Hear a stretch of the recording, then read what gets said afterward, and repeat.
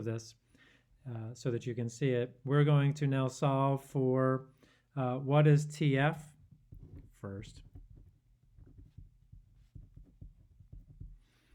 And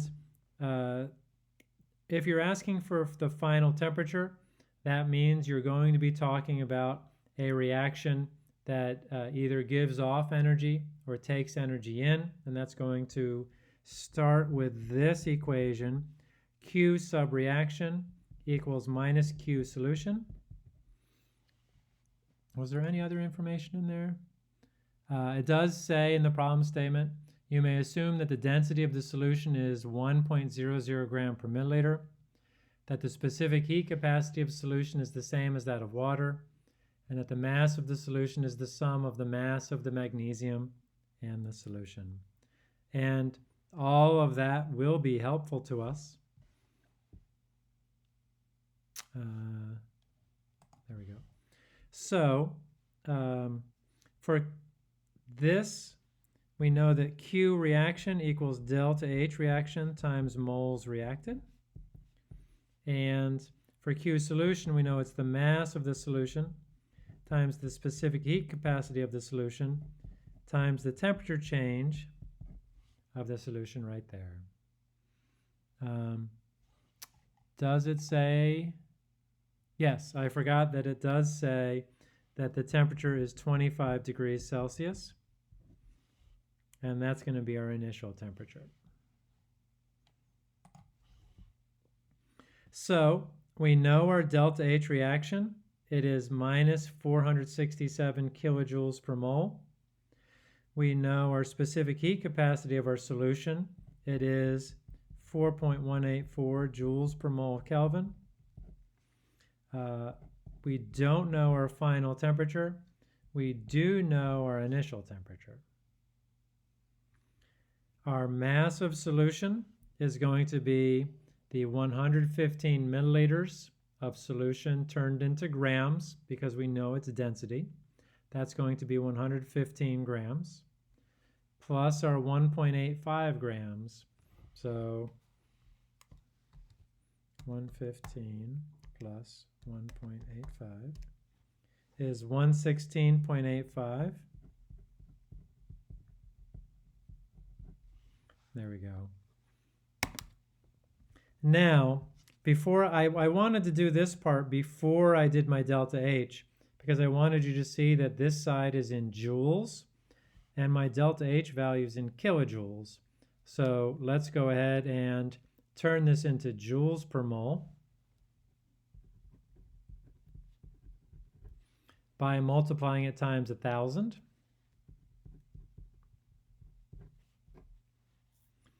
And the only thing we have left to find is the moles. And this is a limiting reactant problem because we have grams of magnesium, which is one of our reactants, and we have volume and molarity of our other reactant. So we'll be able to find moles for both of those. Regardless of which question it was, T final or volume of hydrogen, this is a limiting reactant problem for both of those. So finding the limiting reactant moles is going to be useful no matter what. So turn my magnesium into moles. I know that it's 24.30 grams of magnesium per 1 mole. And from the balanced reaction, I know that there's 1 mole of magnesium for every 1 mole of hydrogen.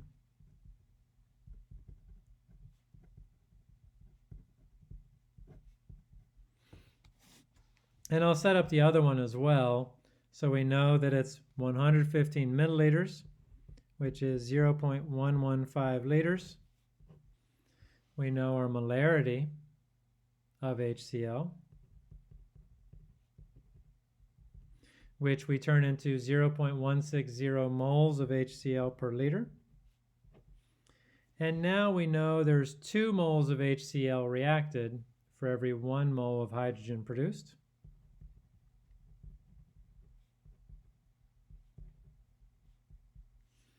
And so we'll be able to find moles and for each of these, and let's see what we find.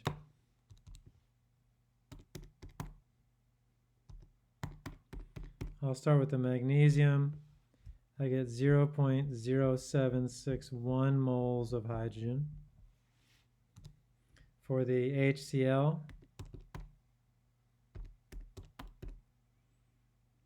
is 0.0184. what's 0.0184? Oh, no, I think I'm wrong. Let me see if I did that right. 0.115 times 0.16 divided by 2. Yeah. I think I didn't divide it by 2. Yeah, no, so that is a key part to this because it turns out that this is your limiting reactant and these are the moles that go in to this problem to solve for it.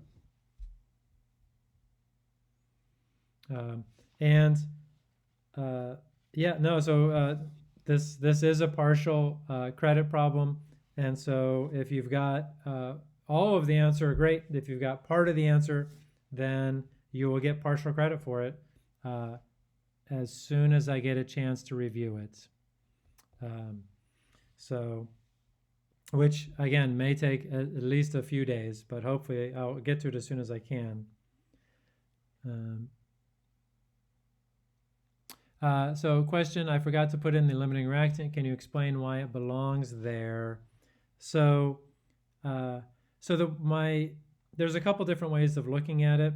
So one is that this reaction can only, so you have to take into account the actual moles reacted. That's the first thing.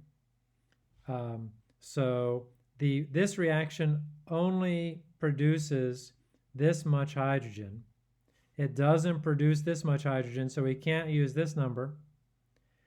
And this is the same as the moles of magnesium because there's a 1-to-1 ratio. So either way, this number doesn't do us any good.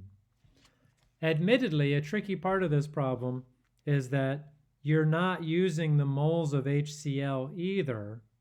You have to use the moles of hydrogen because the moles that go in here have to be something that has a 1 coefficient. And the reason for that is that this number up here is kilojoules per mole.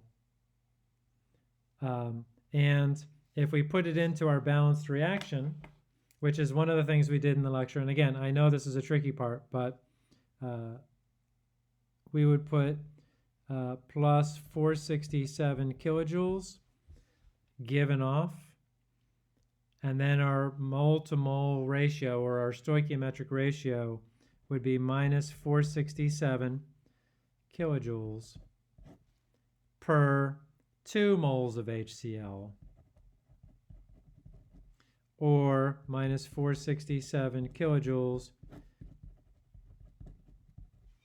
per 1 mole of hydrogen. So, and I know that's, again, a tricky part. That's part of the reason I'm doing partial credit on this exam. And that should only be worth a couple points if that's the only thing you missed. So, hopefully, Arinze, that answers your question. If not, please ask more. And I realize that I have not solved the second part, which is the hydrogen. To solve the second part for the hydrogen, you know that, let's see, does the problem specifically mention it? So the picture shows you that this gas is being collected over water. So we have to do and it tells you that the atmospheric pressure is 1 amount. So you have to do the part like we just did in the previous problem, that the atmospheric pressure equals the pressure of hydrogen plus the vapor pressure of H2O. And then you use your moles of H2, your temperature, and your pressure of hydrogen to solve for the volume.